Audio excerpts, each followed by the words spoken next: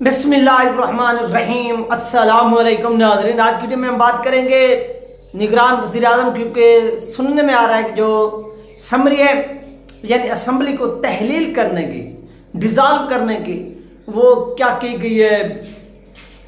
بھیج دی گئی ہے کس کو؟ صدر مملکت کو، یعنی جو پریزیڈنٹ ہے، پریزیڈنٹ آف پاکستان جناب عارف علوی صاحب، ان کو سینڈ کیا کس نے؟ پاکستان کے وزیر اعظم،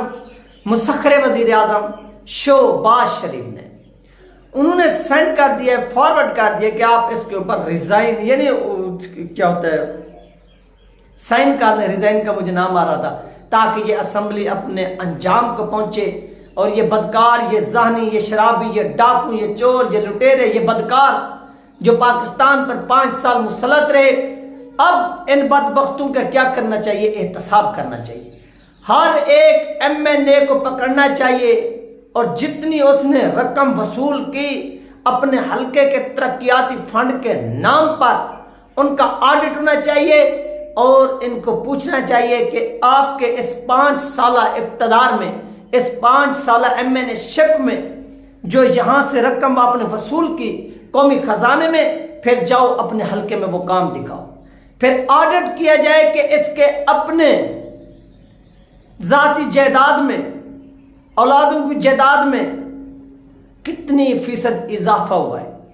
کتنی فیصد اضافہ ہوا ہے اس 5 سالہ دور میں۔ یاد رکھیے، اتنی حلقے کے اندر کام نہیں ہوا ہوگا جتنی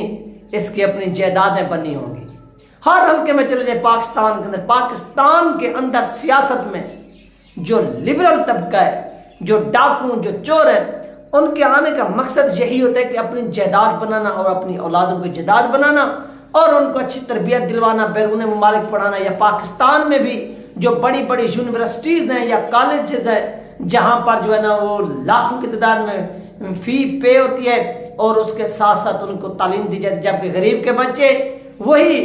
پرانی یونیورسٹیز، پھٹی پرانی اور پرانے کالجز، جہاں پر جو بیٹھنے کے لیے کیا ہوتی ہیں، کرسیاں بھی نہیں ہوتی، کرسیاں بھی نہیں ہوتی، اور سفر کرنے کے لیے بسیں بھی میسر نہیں ہوتی، اور وہ ٹھنڈی ہواؤں میں کبھی چھتوں پر بیٹھے تھے، کبھی کہاں۔ تو ان غداروں کا اب جو ہے نا وہ انجام ہو چکا ہے۔ یہ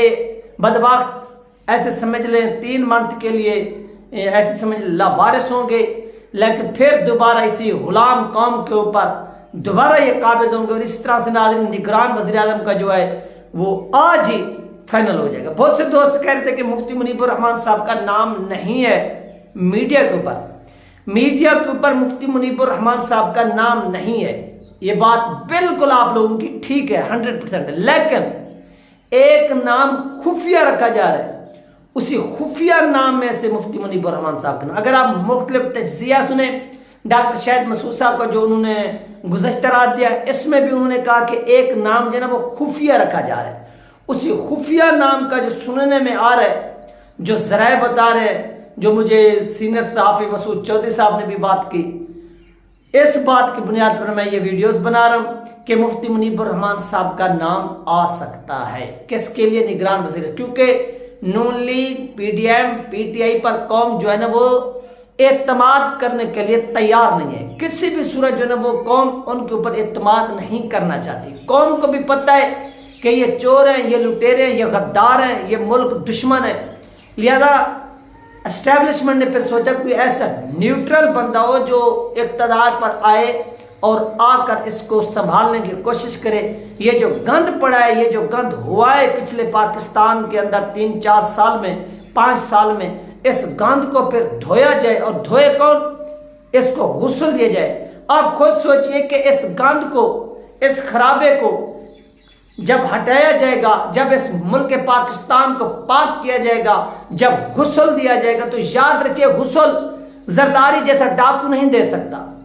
نواز شریف جیسا چور نہیں دے سکتا، شیخ رشید جیسا ذہنی بدکار بھی غسل نہیں دے سکتا۔ اس کو جب بھی غسل دے گا کوئی عالم دین دے گا، جب بھی غسل دے گا کوئی حافظ قرآن دے گا، جب بھی غسل دے گا کوئی شیخ الحدیث دے گا، اور اسی طرح سے جو ہے نا وہ غسل دینے کی تیاریاں ہو رہی ہیں پاکستان میں۔ یاد رکھیے پاکستان کے اندر جو ہے نا حضور پاک صلی اللہ علیہ وسلم نے جو اپنی حدیث بیان کی ارشاد فرمایا کہ غزوہ ہند ہوگا، تو کیا غزوہ ہند یہ زرداری لڑے گا؟ آپ خود سوچئے، کیا غزوہ ہند یہ نواز لڑے گا، شہباز لڑے گا، یا ان کی اولادیں لڑیں گی، یا وہ جنرل باجوہ لڑے گا جو بیرون ملک بیٹھے، یا وہ رحیل شریف لڑے گا؟ نہیں، اللہ پاک نے ایک ایسا اسباب اس ملک کے اندر پیدا کرنا ہے، کریٹ کرنا ہے۔ اللہ پاک نے کوئی ایسے سپہ سالار بھیجنے ہیں، کوئی سولجر بھیجنے ہیں جو اس ملک کے اندر کوئی ایسے اس اسباب کے ذریعے اقتدار پر آئیں گے۔ جب وہ اقتدار پر آئیں گے تو یاد رکھیے پھر اس کے بعد کیا ہوگا، پھر غزوہ ہند بھی ہوگا، اور جو یہ ملک کے اوپر ٹولہ قابض ہے اس اسباب کے ذریعے اس کا چکنا چور بھی ہوگا، اور یہ تباہ و برباد بھی ہوں گے۔ یہ وہ نازل الرضوان ہے، اور اسباب بننے میں دیر نہیں لگتی۔ کسی نے سوچا تھا کہ عمران خان کی حکومت گر جائے گی؟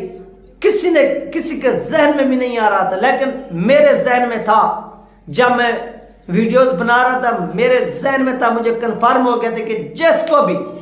جس پاکستان کی پارٹی کو بھی مذہبی لوگوں سے لڑوا دیا جاتا ہے، ایسا سمجھیں اس کے اقتدار کے خاتمہ قریب ہوتا ہے۔ مشرف کو دیکھ لیں، لال مسجد کے سین میں اس کو لڑوایا گیا اور اس کے اقتدار کا خاتمہ کیا گیا، اور اس طرح عمران خان کو تحریک لبیک پاکستان سے لڑوایا گیا اور اس کے اقتدار کا خاتمہ کیا گیا۔ اگر کسی نے اپنے اقتدار کو طول دینا ہے، یہ دو نشانیاں،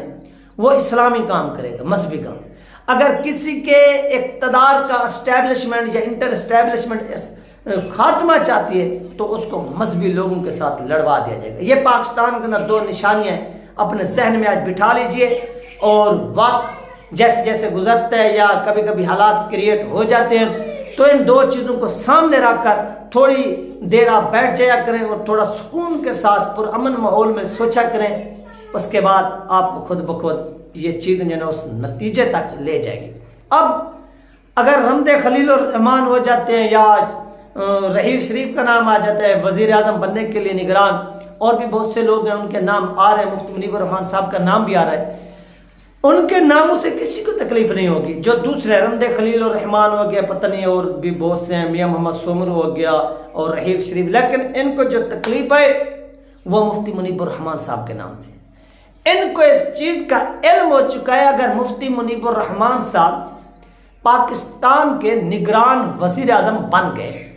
انہوں نے دھاندلی نہیں ہونے دینی، کیونکہ وہ نگران وزیر اعظم کو بھی کچھ نہ کچھ اختیار ہوتا ہے، اور اب جو ترمیم کی گئی اس میں کافی جو ہے وہ اختیارات مل چکے ہیں۔ کس کو؟ نگران ہمارے وزیر اعظم کو، جو پاکستان کا نگران وزیر اعظم بنے گا، جو پی ایم بنے گا، پرائم منسٹر آف پاکستان، اس کو مفتی منیب الرحمان صاحب کے پاس جب اختیار ہوگا تو ڈنڈا بھی ہوگا، خود بخود آ جائے گا، طاقت آ جائے گی اللہ کی طرف سے، تو وہ دھاندلی نہیں ہونے دیں گے، وہ ووٹ چوری نہیں ہونے دیں گے، وہ کسی کو ملک لوٹنے کی اجازت نہیں ہونے دیں گے۔ اگر ایسا ہوا تو یاد رکھیے کہ اس کا فائدہ تحریک لبیک پاکستان کو ہی ہونا ہے۔ اگر تحریک لبیک پاکستان کیا کرتی ہے، ان چیزوں کو یعنی وہ ووٹ حاصل کرنے میں کامیاب ہو جاتے ہیں، تو اوپر مفتی منیب الرحمان بیٹھے ہوں گے، وہ تو نیوٹرل رہتے ہیں، نہ نون لیگ کی سائڈ، نہ پی ٹی اے کی سائڈ، نہ پی ایل کی اپنا نون لیگ کی، اور نہ ہی تحریک لبیک، یعنی نیوٹرلٹی۔ اس نیوٹرلٹی کی بنیاد پر جو تحریک لبیک پاکستان ووٹ حاصل کرے گی یا وہ سیٹیں حاصل کرے گی، جو رات جھگلو پھیر کر کیا کیا جاتا ہے، ان سیٹوں کو قبضے میں لے لیا جاتا ہے، تو پھر ایسا نہیں ہوگا، وہ سیٹیں تحریک لبیک پاکستان کے نام ہی جائیں گے۔ اور یہی وجہ یہ لبرل طبقہ پریشان ہے کہ اگر ایسا ہو گیا، اگر ایسا کرنے میں ہو گئے کامیاب مفتی منیب الرحمان صاحب، اگر انہوں نے دھاندلی نہ ہونے دی تو زرداری کی سیاست کا بھی جنازہ نکل جائے گا، تو نواز شریف کی سیاست کا بھی جنازہ نکل جائے گا۔ اس وجہ سے وہ کیا کر رہے ہیں، وہ چیزیں ڈھونڈ رہے ہیں، وہ نقص، وہ نقائص جو اسٹیبلشمنٹ کو یہ پیش کر رہے ہیں کہ یورپی یونین یہ کہے گا، وہ کہے گا، اس طرح سے مفتی منیب الرحمان صاحب کو سائیڈ لائن کیا جائے اور ان کی جگہ کسی اور کو نگران وزیر اعظم لایا جائے۔ اگر یہ آ گئے تو تحریک لبیک پاکستان کو ایوان بالا تک، ایوان زیری تک، پنجاب اسمبلی تک، سندھ اسمبلی تک، کے پی کے اسمبلی تک، بلوچستان اسمبلی تک روکنا ناممکن ہو جائے گا، دھاندلی ہو نہیں سکے گی، اور مفتی منیب الرحمان صاحب نے اپنی نیوٹرلٹی دکھانا ہے، اور اس نیوٹرلٹی کی بنیاد پر ہمیں کیا ہوگا، سارا کا سارا نقصان ہوگا۔ لہذا اس چیز کو یہیں پر جو ہے وہ ٹھپ کر دیں، یہیں پر روک دیں، یہ سارا پلان چل رہا ہے ان لوگوں کی طرف سے۔